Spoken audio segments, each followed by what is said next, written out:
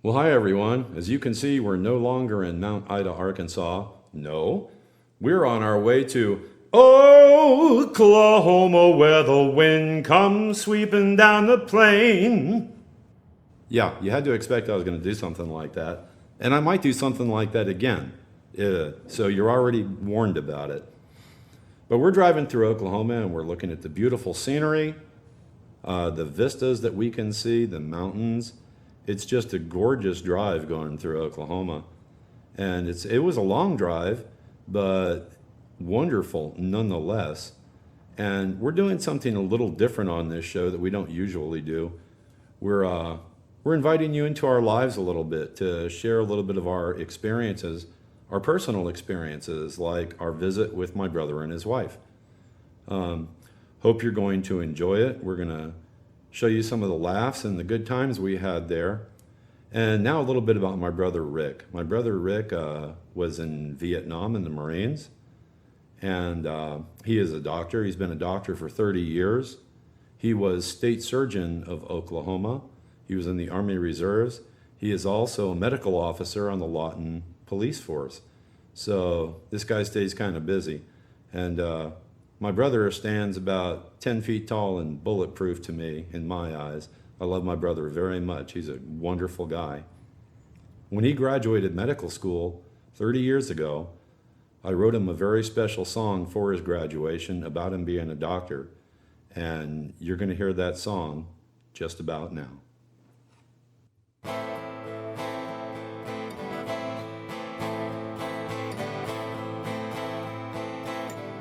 He's the Brittingham medicine man, healing people all over the land.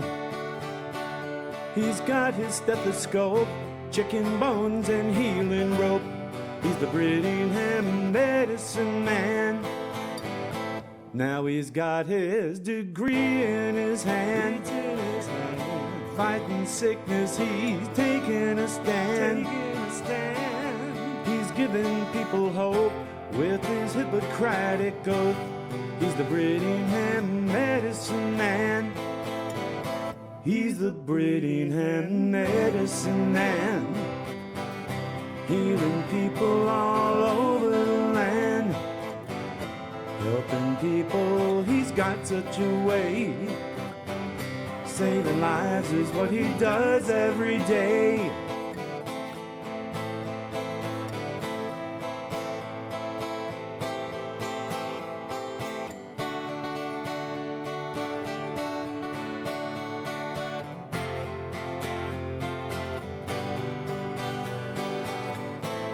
He's a medicine man. As a doctor, we know he'll be good.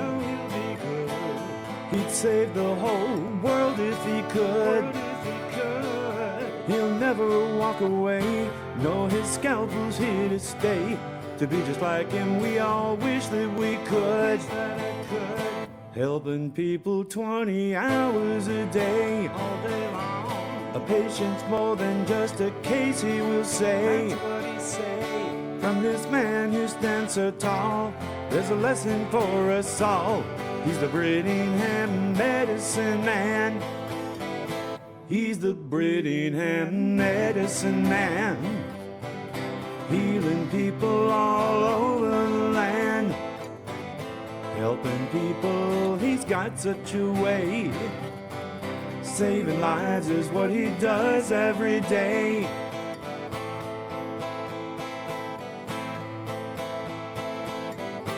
He's the Brittingham medicine man.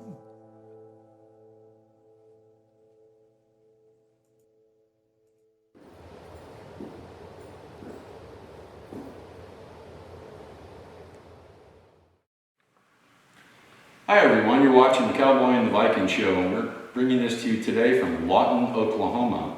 And I'm sitting next to my brother, Dr. Richard Brittingham. Rick, thanks for being on the show today. You're welcome. And you are, besides being a doctor, you're also a medical officer with the Lawton Police Force, right? Yes, I am. Former military. Yes. You were in Vietnam. I was. And also in the Army Reserves, right? Yeah, but first I was in the Marine Corps, don't forget that. First he was in the Marine Corps, let's not forget that, yeah. How long have you been a doctor? 30 years. 30 years, wow. Probably seen a lot in those 30 years. Quite a bit. So anyway, you're also a pilot. Yeah. And you fly your own plane, or flew your own plane. Yeah, 2 of them. 2 at the same time? Not at the same time. That would be difficult. That would be very difficult. But you flew around the country lecturing for pharmaceutical companies and hospitals and what have you. Teaching physicians how to use new drugs. Uh-huh. That must have been pretty interesting too. It paid a lot of money. Yeah, well, nothing wrong with that. Yeah. That's always a good thing. And it was interesting, yeah. I mean, you know, you got a chance to meet other doctors and learn how they're doing things, what kind of difficulties they're facing in their medical practice, and what is their fund of knowledge too, and are they aware of the new ways to treat disease, which, you know, we have a lot of new pharmaceutical products on the market that made a big difference in people's lives. And there's, I mean, I can't imagine, you know, knowing all of the diseases, all of the conditions, sicknesses, illnesses, drugs, how they interact with this, that, the other thing that you have to know as a physician. It's like your brain is more complex than a computer with the things you know. You'd be surprised at how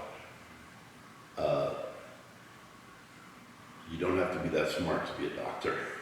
Okay, well, scratch to what I was thinking, that you got to be smart. Apparently You not. have to be tenacious, I think, just to make it through medical school. You know, most people who apply to medical school, if they're accepted to medical school, the greatest majority of them graduate successfully. In my class, we had 138 in our freshman class in medical school. We lost 2 in the first year, and then we graduated 136. Oh, that's a pretty good percentage. Yeah. So, I mean, they culled you out pretty expertly. You know, they pick out, you know, who's going to succeed. They want to make sure that they choose a medical student who's going to succeed. And not kill people? Well, I mean, just make it through medical school. Or just to make it through? Yeah, not killing people is later on. You have to work it out. Yeah. Well, and it's got to be pretty. I mean, I'm sure you're used to it by now, you know, as being a doctor as long as you've been. But it's got to be pretty much. I mean, it tears at you that people's lives are in your hands. Oh, you live in mortal fear of making a mistake. I'm sure. And I have in my lifetime, 30 years. I mean, every time I decide to prescribe a medication, or every time I put a scalpel on somebody, you know, I'm always thinking, is this the right thing to do? And what are the potential things that could go wrong? And how am I going to deal with it if things take a turn for the worst? You know? So it's on the mind of the physician, I think, every day. Every time you give an order, every time you start an IV, every time you initiate a new antibiotic or whatever, is this the right thing to do? Is this going to produce good, or is this going to cause harm?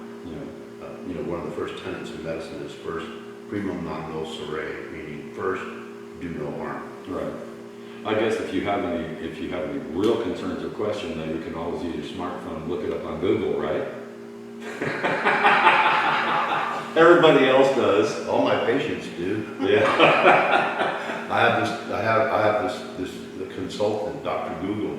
Dr. Google every day. My patients bring his ideas to me. Yeah, you know, I've been since we've been here. I've been drinking coffee every morning out of one of your coffee cups that says, "Please don't confuse your Google search with my medical degree." That's true. And many of my I gotta tell you, patients come in and I read in Google that this could cause this. You know, maybe one of the most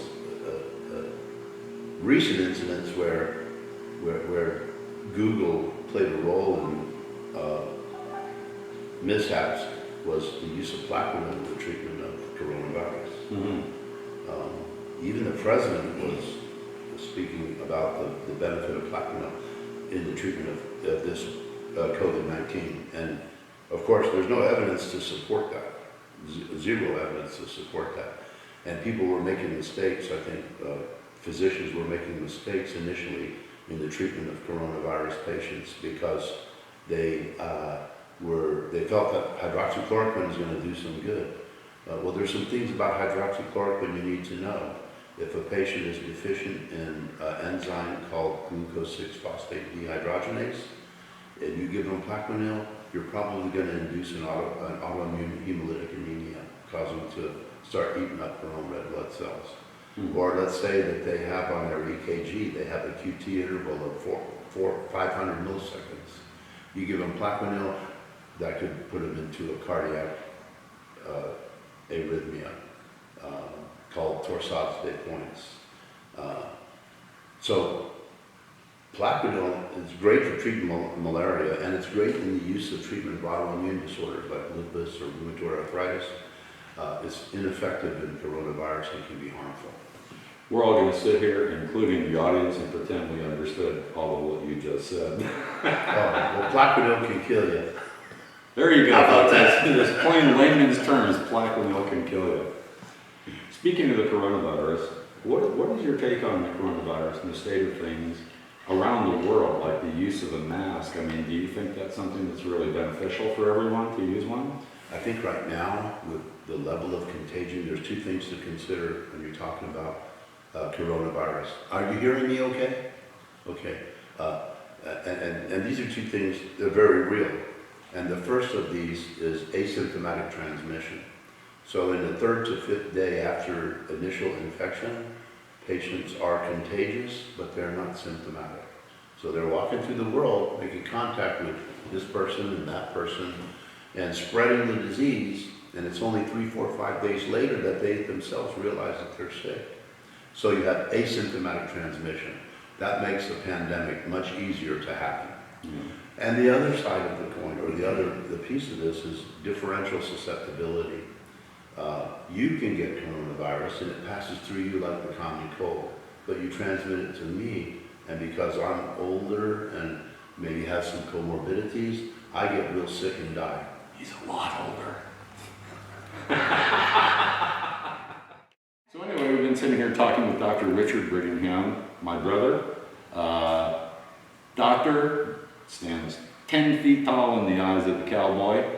He probably already knew that, though. But thank you for being on the show. Thank you. Glad to be here. Let's go swimming. Let's go swimming. And we're going to be bringing you next. We're not going to tell you, but you're going to see where we're going next and what we bring you, because we're always trying to bring you interesting people, places, and things to tantalize your imagination. So stay tuned to the Cowboy and the Viking show. Cowboy the Viking!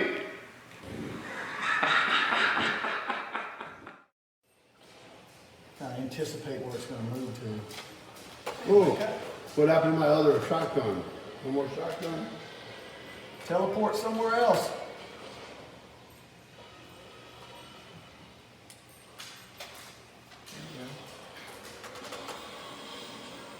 You got to grab the rockets. When it throws you the Throw a rockets, gun down and grab the rocket. There you go, that's a grenade. And do what? Throw it. Throw that grenade. Well, you had to pull the pin first. Pull the pin. Down, throw it. I'll throw it. Grab that rocket. Grab it. There you go, now turn it, just let it go, just let it go. Let it go. Just Let let it go. go. There you go, see, now just start aiming them. Oh, Shit. try to grab it when you can, throw it back at the thing. And just Throw aim back. it at him and just let go. Boom!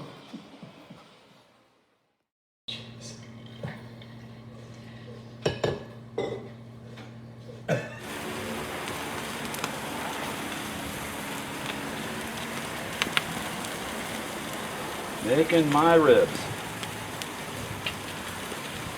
Cowboy style. This cowboy style.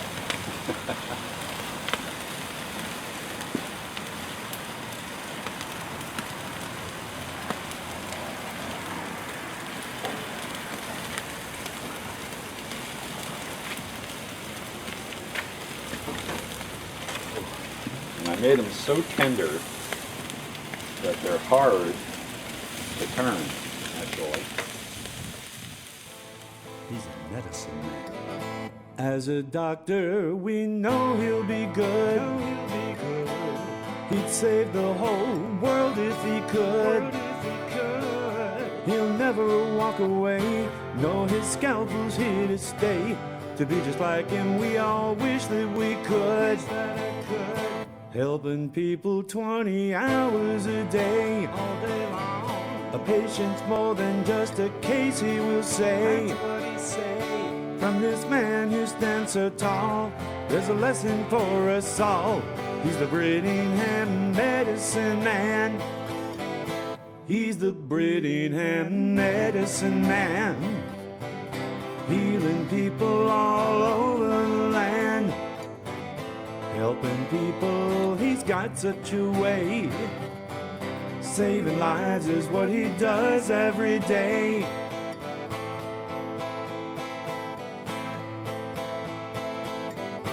He's the Brittingham medicine man.